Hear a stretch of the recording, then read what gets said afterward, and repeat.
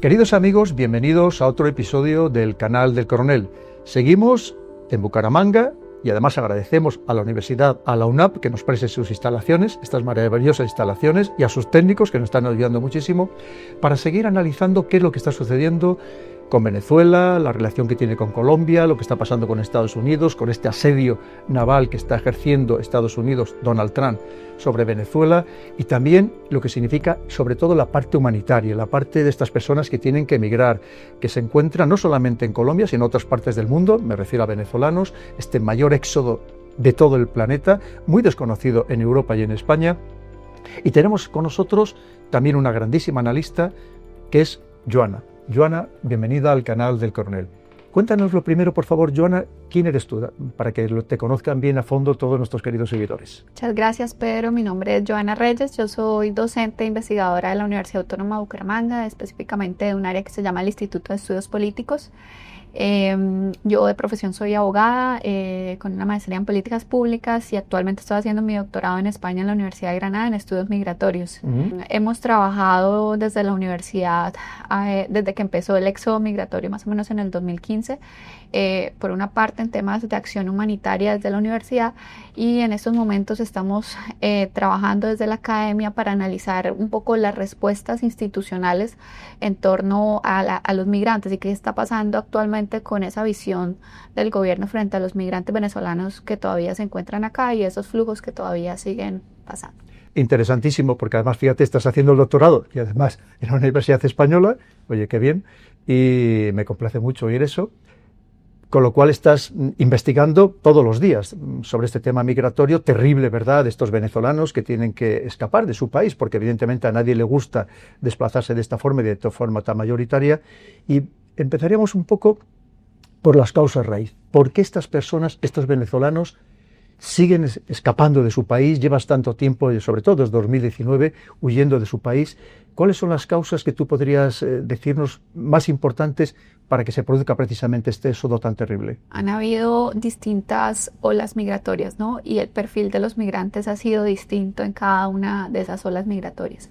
Antes de que estallara el éxodo del 2015, era un flujo migratorio muy distinto al que se observó después, y era un flujo migratorio pues con mayor capacidad económica, un flujo migratorio que llamaban intelectual, académico, quienes migraron en unas mejores condiciones.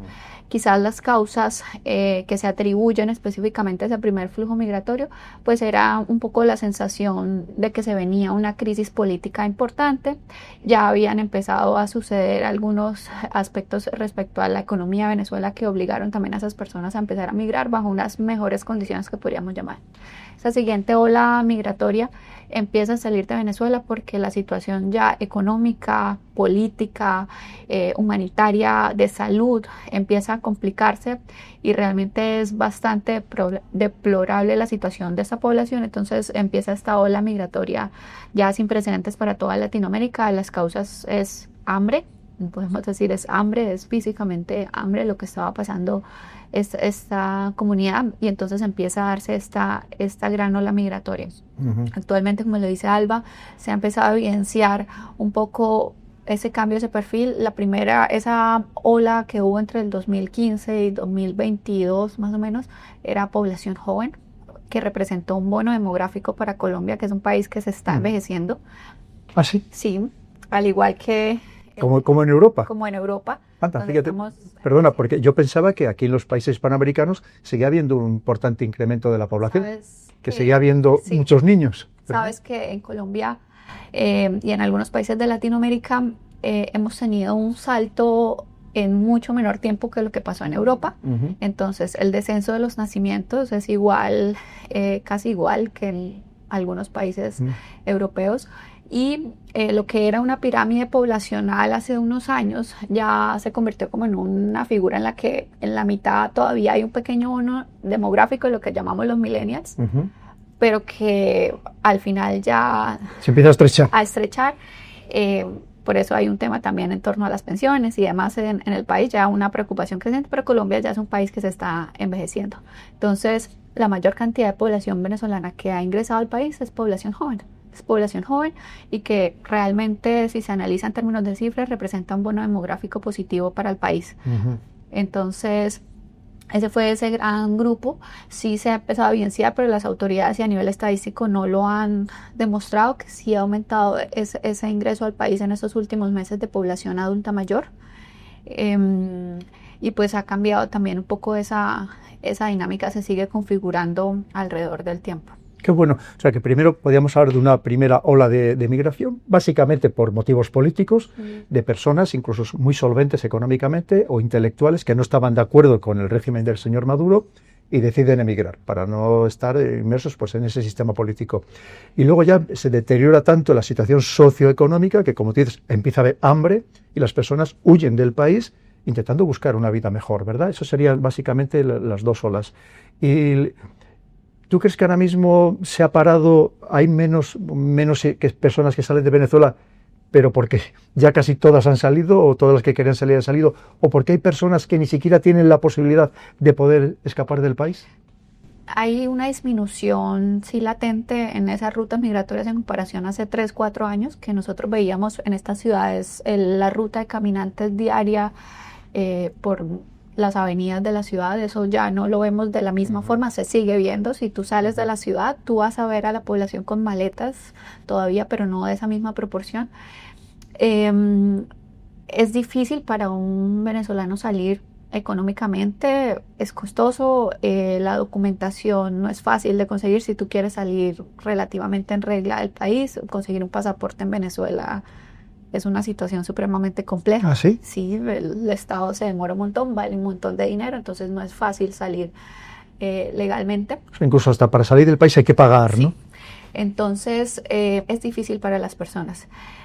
Algo que hace que de pronto alguna población permanezca ya en medio de la crisis es el tema de las remesas, que muchos de sus familiares jóvenes que están acá, en otros países, en Estados Unidos, en Europa, pues han tratado de solventar esa realidad dura que tienen sus familias allá.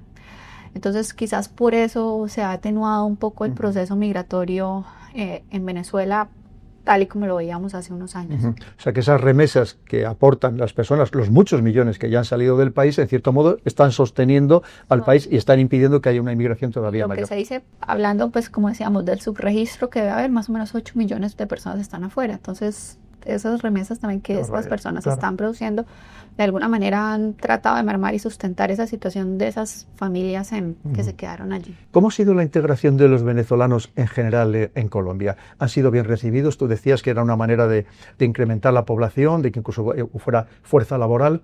¿Ha habido también recelos? ¿Ha habido más al principio y luego ya se ha aceptado con normalidad? Nosotros hicimos este año un análisis de cómo ha sido esa respuesta del Estado en los últimos 3 periodos de gobierno. Fue el gobierno de Juan Manuel Santos, que fue cuando empezó el proceso. El segundo fue el de Iván Duque y actualmente el del presidente Gustavo Petro. Y encontramos como 3 visiones distintas en términos de la respuesta y de la inclusión de la población. Esa primera visión del presidente Juan Manuel Santos, cuando empieza a visorarse la crisis, fue un poco más restrictiva. Sin embargo, en medio de las respuestas latinoamericanas, hemos sido medianamente garantistas de los derechos de los migrantes. Ese primer gobierno fue un poco más restrictivo porque muchas de las normativas que sacaron eran en torno a generar más controles migratorios, empezaron a haber más puestos de control fronterizos, normativas orientadas, por ejemplo, a que se revisaran temas de antecedentes de quienes ingresaban, y fue más o menos como ese el enfoque. En general, el enfoque a lo largo de estos 3 periodos ha sido netamente normativo. La respuesta del Estado colombiano para la mayoría de problemáticas es expedir un montón de normas, y nosotros revisamos que de normas que hablen de migración, por ejemplo, desde el 2013 en Colombia, más o menos 48 a 50 normas se han expedido que tocan el tema de migración de alguna manera. Antes del 2015 hablaban de la emigración de colombianos hacia el exterior. 2015 para arriba sí es orientada a la recepción de migrantes, pero son, imagínate, más de 40 normas alrededor. Lo que pasa es que hay una brecha entre el ideal que se plantean esas normas y su implementación. Entonces, esa primera visión fue la de Juan Manuel Santos. Iván Duque, ya esto es una crisis humanitaria y él atiende en términos de crisis humanitaria, de brindar servicios de salud, todo lo que tiene que ver con alimentación, atención a los niños, niñas y adolescentes. Y aquí pues se da también una respuesta desde la cooperación internacional. Gran parte de los recursos para atender humanitariamente fueron de cooperación internacional. Entonces ahí vemos una respuesta relativamente positiva en términos de atención humanitaria. Sin embargo, se esperaría que, entendiendo que este proceso no iba a acabar y que hay prácticamente 3 millones de personas migrantes venezolanas acá en el territorio, que ya algunos ya van para más de 10 años acá en el país, pues la respuesta en términos de inclusión sí ha sido más limitada. Entonces el gobierno crea en el 2021 un mecanismo normativo de regularización por un término de 10 años, que se vencería en el 2031. Esto permitió medianamente la inclusión de algunas de las poblaciones que estaban en el país, que habían ingresado al país con pasaporte en determinado periodo del tiempo, y pues le permitió acceder a servicios esenciales, a incluirse más en la oferta institucional. Sin embargo, no ha sido suficiente ese proceso de inclusión y hay todavía un temor primero en términos qué va a pasar cuando este estatuto termine. O sea, van a extender más el periodo, pero eso es una forma de incluirlos temporalmente y no darles una garantía real de inclusión en términos de otro tipo de derechos, como derechos, por ejemplo, políticos de poblaciones que llevan más de 10 años acá, de nacionalizarse, por ejemplo, entre otros derechos que se accederían ahí. Y persisten muchas barreras para la población para incluirse realmente en el territorio. La informalidad laboral es en su gran mayoría. Lo que nosotros llamamos economía sumergida, que aquí llamáis economía informal. Es población migrante porque muchos, si no tienen la documentación necesaria, pues no pueden acceder al mercado formal. Hay una barrera que parece muy simple, pero que termina siendo muy importante para que una persona de verdad se incluya en el territorio, es por ejemplo el acceso al sistema bancario. Que pueden abrir una cuenta bancaria. Exacto, entonces acá habían un montón de barreras en torno a eso y que imposibilitan que de verdad un migrante se sienta incluido en el territorio. Y otro de los temas que digamos en algunas ciudades ha sido un poco más crítico que en otras es el tema de la discriminación y la xenofobia hacia la población migrante venezolana. Entonces es que inicialmente se empezó a plantear la visión del migrante como una carga primero para la economía colombiana. Por otra parte, como asociada a la delincuencia y el aumento de la delincuencia en el país. Y esto generó, y también hay otro tercer punto de discriminación que se dio en algún momento y que eso pues con campañas y demás se ha tratado de trabajar, pero la vulneración a las mujeres migrantes venezolanas, la discriminación hacia las mujeres por temas de estereotipos en torno a la mujer migrante. Entonces, todo eso también ha dificultado en algunos territorios la integración de los migrantes. Y hay estudios, por ejemplo, que se hizo un gran estudio en Colombia en torno a realmente la carga fiscal que representa para el Estado colombiano tener a la población migrante acá versus el aporte económico de la población migrante. Y la realidad es que están aportando más a la economía de lo que implica lo que está invirtiendo. El coste social que tiene. Entonces, eso pues es más un tema de medios de comunicación, de lo que se ha vendido como que el migrante, el otro siempre viene a afectar, el otro, lo extraño, lo desconocido es lo que nos afecta. Entonces, en entornos económicos ya se ha medido que realmente son un aporte a la economía. También lo pueden estar aprovechando ciertos grupos políticos precisamente para conseguir votos. Exacto. Pero, por ejemplo, la población migrante ha sido muy importante en sectores económicos que ya digamos estaban abandonados o que era difícil conseguir mano de obra. Acá en Santander, por ejemplo, el tema del café, se dice que en los últimos años quienes han hecho la recolecta del café y quienes han salvado las cosechas ha sido la población migrante venezolana. Entonces eso, entre otros puntos que han entrado a suplir en la economía del país y que han sido importantes. Lo otro es el tema de la delincuencia, entonces que eso sí se ha asociado a todo el mundo y los medios de comunicación a que llegaron los migrantes, aumentó la delincuencia en el país y aumentaron los delitos. También entonces se han hecho varios estudios en los que se ha demostrado que realmente la proporción de migrantes venezolanos involucrados en delitos en Colombia es mínima en comparación pues a lo que cometen los colombianos y que de hecho son en gran proporción víctimas de muchos delitos. Entonces, todo ha sido más que todo un tema político, un tema de temor también frente al otro. Y pues es algo que afecta a largo plazo la inclusión del Claro. migrante. Hablabas de la estigmatización de la mujer venezolana.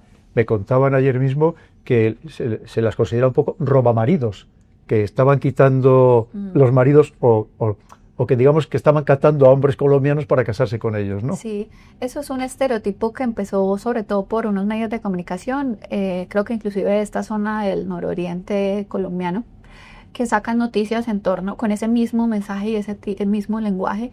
Entonces, a partir de ahí, pues se da también una vulneración a la mujer venezolana, que viene en unas condiciones de gran vulnerabilidad, que sufren de violencia de género, que muchas de ellas fueron vulnerables cuando venían en esa ruta caminando a ser captadas por redes de trata de personas, por ejemplo, para ejercer la explotación de manera... Explotación sexual. Entonces, todo eso pues conllevó a que de hecho fueran más vulnerables y a generar más vulneración, pero era un tema de medios de comunicación en torno a desprestigiar también la imagen del otro. Y sí que ha afectado mucho esa visión de las mujeres en el territorio. Me imagino que para hacer esa tesis doctoral estás entrevistando a muchas personas, ¿verdad? Te habrán contado situaciones absolutamente dramáticas. Sí, digamos, hace 2 años, en el 2023, hicimos una investigación, estuvimos trabajando con una organización de cooperación que se llamaba Conectando Caminos, que financiaba el gobierno de Estados Unidos, en torno a en Cúcuta y en Santander, pues estábamos trabajando específicamente con funcionarios públicos para que ellos identificaran casos de trata de personas en población migrante. Y haciendo esa investigación, indirectamente encontrábamos casos de trata de personas. Entonces, en esa ruta que ellos se venían caminando desde Venezuela, pues estaban todas las bandas criminales colombianas y venezolanas en toda la frontera, de una vez captando tanto a hombres como a mujeres. Lo que se dice y lo que se sabía en muchos casos es que algunos captaban, por ejemplo, a los hombres jóvenes para irse a la zona del Catatumbo, a todo el tema de la coca, de raspachines de coca. Y otro era cómo las mujeres pasaban unas historias muy complejas en las que desde que llegaban a la frontera, un hombre se les acercaba, aparentemente les ofrecía alguna oferta laboral o prometía acompañarlas en esa ruta que era tan peligrosa, y terminaban siendo captadas para redes de explotación sexual. Y de hecho las cifras, por ejemplo, de trata de personas en Santander, que son relativamente bajas porque hay una muy baja identificación de esos casos, en los últimos años cambió su dinámica y ya no eran colombianos o colombianas víctimas, sino la mayoría de los casos que identificaron fueron de personas venezolanas. Qué triste que encima que estás saliendo de tu país en condiciones penosas y encima te lleven a la esclavitud sexual, ¿no? Sí. Y probablemente incluso llevándolas a otros países, no se quedarían solamente aquí, las llevarían a Europa o a Estados Unidos, a otros países de América. Países de Latinoamérica. Y otra cosa que nosotros alertamos y de lo que no hay estudios, porque es muy difícil lograr de pronto identificar esa relación, pero en esa revisión de historias y de hablar con los migrantes, es que encontramos que muchos migrantes estaban acá en Colombia en ese momento, entre el 2023 y el 2024, tratando de buscar algún familiar del que habían perdido su rastro cuando cruzó. Entonces eso también nos llamó y nos alertó mucho en torno a que posibles redes de trata estaban captando en ese momento a la población que venía tan vulnerable. Fíjate, hemos hablado un poquitín del conjunto de Colombia, de cómo le ha afectado esta inmigración venezolana, pero en el caso concreto del departamento de Santander, donde estamos ahora mismo, y en el caso concreto de la ciudad de Bucaramanga, ¿cómo le ha afectado? ¿Se quedaron aquí muchos venezolanos o simplemente fue una zona de tránsito y han ido a otros lugares? Porque aquí es una zona económicamente muy potente, de lo que es digamos, la gran Bucaramanga, que estamos hablando de 1.200.000 personas, ¿verdad? ¿Le ha afectado mucho? ¿La ha beneficiado? ¿O cómo ha sido en comparación con el resto de Colombia? Bueno, a nivel de proporción de la población, en Bucaramanga, solo la ciudad, que es la capital del departamento, hay más o menos registrados unos 60.000 migrantes. 60.000, y estamos hablando de 600.000 personas en su conjunto, es decir, estamos hablando del 10% de la población que ahora mismo son inmigrantes y para venezolanos. Santander son 112.000 personas, más o menos aproximadamente, que equivale más o menos también como al 11-12% de la población. Entonces es una proporción alta. Algunas investigaciones que se han hecho acá encuentran que hay un gran porcentaje de la población que quiere un proyecto de vida a largo plazo en la ciudad y que se ha logrado estabilizar. Pero hay otro porcentaje un poco más pequeño que solo tienen la ciudad de paso, que es un trayecto mientras logran irse a las grandes ciudades, que es Bogotá, Medellín, Cali, donde mayor número de población se ha asentado migrante, pues porque también ofrecen un poco más de oportunidades en términos laborales que de pronto la ciudad. Pero sí hay un gran porcentaje de población que se ha asentado acá y que tiene como aspiración de continuar en la ciudad. Hay otras ciudades que hemos detectado fronterizas en las que, por ejemplo, en frontera con Arauca, esa frontera Venezuela con Arauca, en las que la proporción de la población venezolana es altísima en comparación a los nacionales y que se han asentado en esas comunidades también y pues han logrado, digamos, generar una mediana inclusión ahí en esos procesos. A nivel institucional y de política pública, la intervención acá en Santander en estos momentos es casi nula, es mínima. Y eso es lo que hemos tratado de medir, que pasamos de una gran cantidad de recursos en términos humanitarios en el periodo de gobierno de Iván Duque, la gran mayoría provenientes de financiación internacional de cooperación de USAID, pero llega esta crisis con el gobierno de Estados Unidos y todos esos recursos de USAID se van del país. Entonces, en los últimos 4 años empezó a caer toda la financiación de organizaciones, de proyectos, y actualmente no hay financiación para intervención de la población migrante. No hay una política, por ejemplo, pública regional, pese a que ha habido la intención de ser una gran política regional a nivel del norte de Santander y Santander que cobije a esta población migrante, no la hay en la actualidad. Y no hay un proceso por ahora de atención real a la población migrante. Permanece una sola institución que era financiada por cooperación internacional, luego fue financiada por el gobierno local y ahora es financiada por el gobierno nacional, que atiende a migrantes, que se llama el Centro Intégrate, pero el resto de organizaciones se han tenido que ir de la ciudad. Entonces, la respuesta es bastante precaria en la actualidad al migrante. Pero fíjate, es muy curioso porque estamos hablando de un gobierno ahora mismo del señor Petro, un gobierno de izquierdas, un gobierno progresista, y que justo ahora es cuando se acabe o no se facilite esa ayuda al inmigrante, ¿verdad? Llama la atención. Sí, nosotros hicimos un artículo que dice cómo la crisis humanitaria puede desaparecer, y es eso. Pasó Iván Duque, que uno pensaría que era un gobierno más de derecha, y que este era un poco más garantista.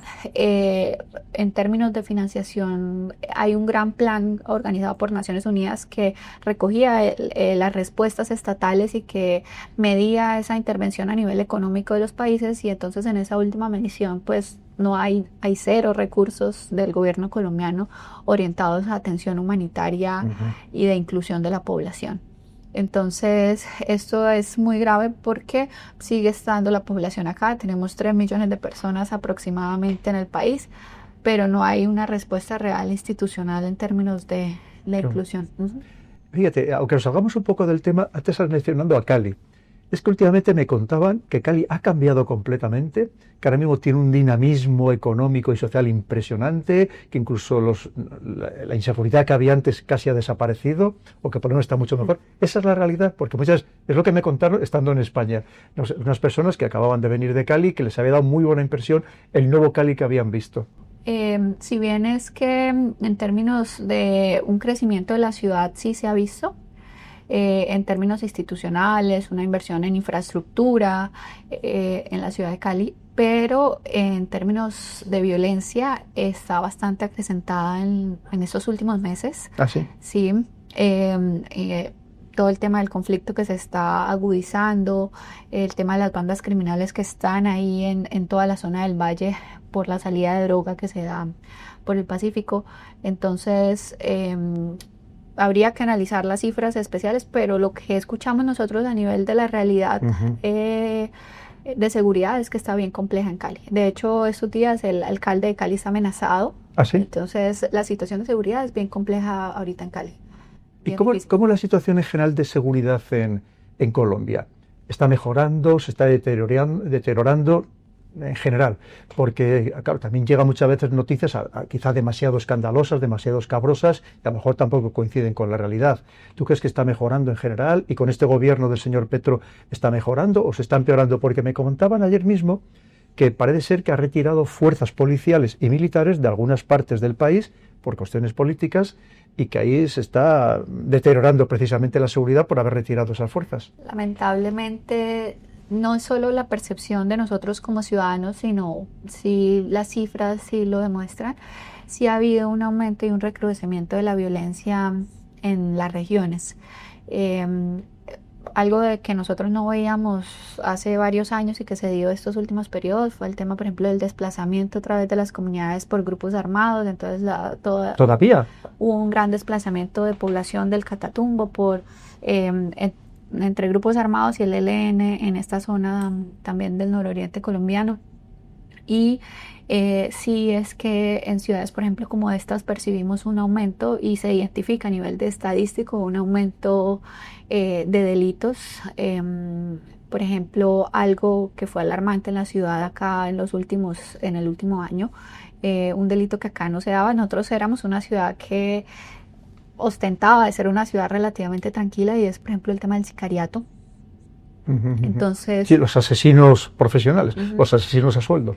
Entonces, sí, tristemente, sí es algo que se está dando y es un recrudecimiento de la violencia en los territorios, desplazamientos, sicariatos. Hemos tenido amenazas en las zonas rurales a las poblaciones de nuevo, que era algo que se venía como disminuyendo en los últimos años. Claro.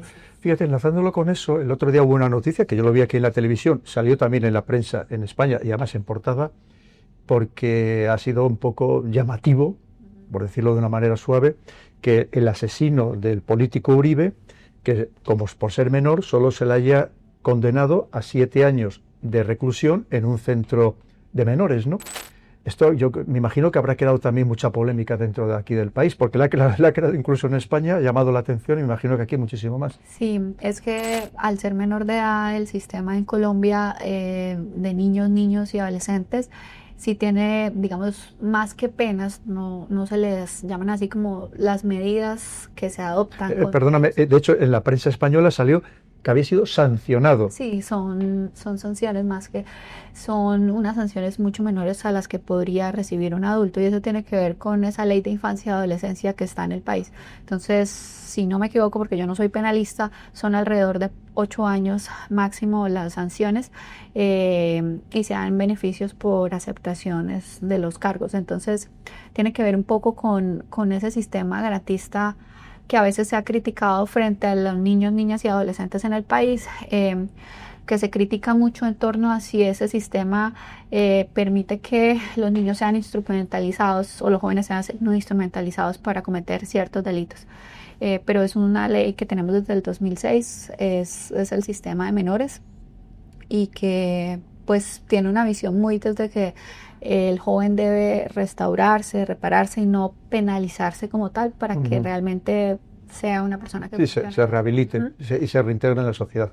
Pero claro, fíjate, eso abre la puerta a que los grupos criminales tiendan a utilizar precisamente a niños y adolescentes, sabiendo que no les va a pasar prácticamente nada. Incluso les paguen a ellos, a sus familias, diciendo, mira, si después de todo vas a estar 7 años, que probablemente luego la pena se reduzca, se quede en 3 o 4, encima en un centro de menores, ya nos encargaremos nosotros de que te llegue dinero a ti y a tu familia.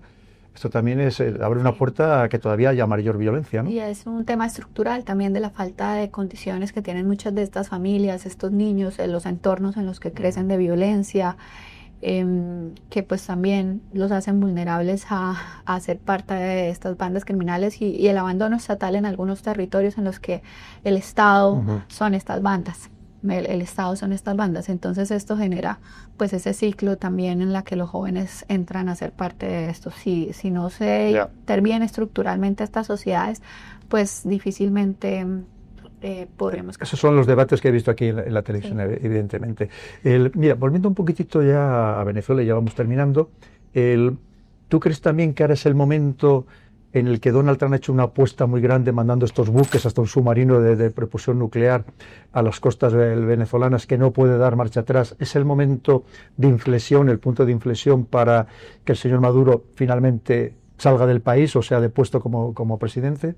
Pues nosotros somos optimistas y también en pro de empatizar con los hermanos venezolanos, porque sabemos y hemos vivido también la desesperanza que ellos han tenido frente a todos estos procesos previos que se han dado. Entonces esperamos que positivamente algo cambie, que se transforme esta realidad y que esto genere también como un proceso de mayor integración entre ambos territorios, que siempre hemos sido territorios hermanos, como le han dicho, que nuestras dinámicas sociales, económicas, políticas, familiares, las redes que tenemos entre Venezuela y Colombia son indiscutibles. Entonces esperamos de manera optimista que esto sea un proceso que solucione esto.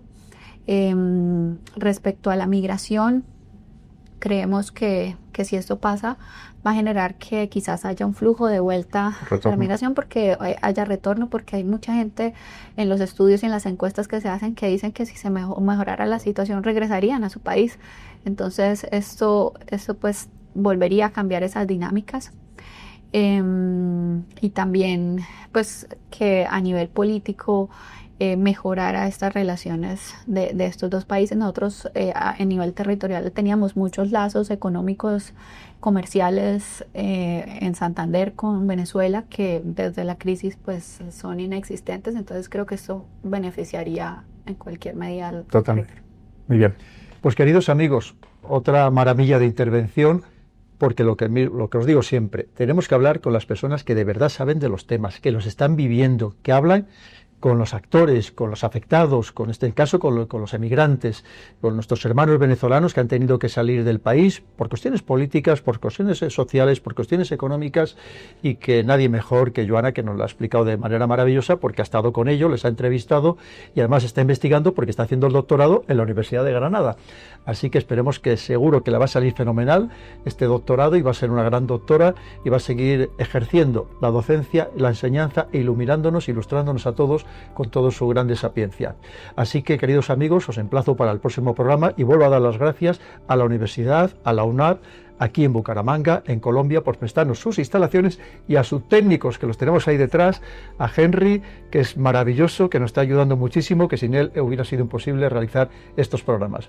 Así que hasta el próximo programa y damos las gracias a Joana por su participación excelente. Muchas gracias. Gracias a ti. Muchas gracias por tu apoyo al canal. Puedes suscribirte, pulsar la campana de notificaciones para estar al corriente de los próximos vídeos, y de momento aquí te dejo un par de ellos que espero que te gusten y que sean de tu interés.